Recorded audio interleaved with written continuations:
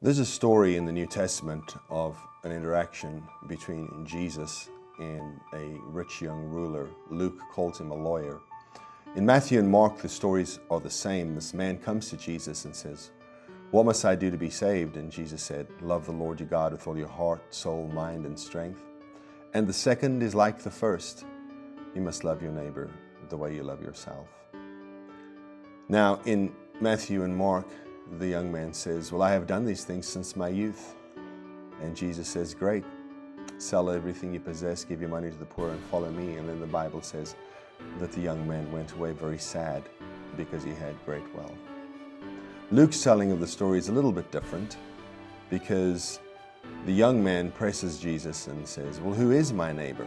after Jesus tells him to love his neighbor the way he loves himself. And so Jesus tells the story of the Good Samaritan. You're all familiar with it. Man's going down the road, gets assaulted by robbers, beaten, his possessions taken and left for dead. A priest comes by and sees the man in the ditch and says, "That's not my problem," and moves on.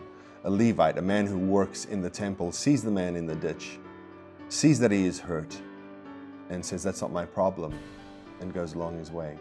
But this third man, a Samaritan, comes along and he sees this man lying wounded and left for dead in the ditch. And so he goes across the street to help. He puts himself in harm's way. He lets his schedule be sidetracked, and he also pays for the man's restoration at a local hotel. And Jesus offers this man as an example of somebody who is loving his neighbor the way he loves himself. Because that is the evidence that you love the Lord your God in how you love your neighbor. And I truly believe that foster parenting is love your neighbor parenting. It's where we say, no matter what the inconvenience to our schedule, no matter if we're in harm's way, and no matter what it costs us financially, we're going to love our neighbors' kids like they're our own kids. We're going to say to our neighbors, because of the circumstances and choices of your life, you're not able to care for your children right now, we will stand in the gap for you.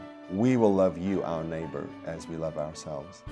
And we will pray for the restoration of your family, because that is what it truly means to love your neighbor the way you love yourself.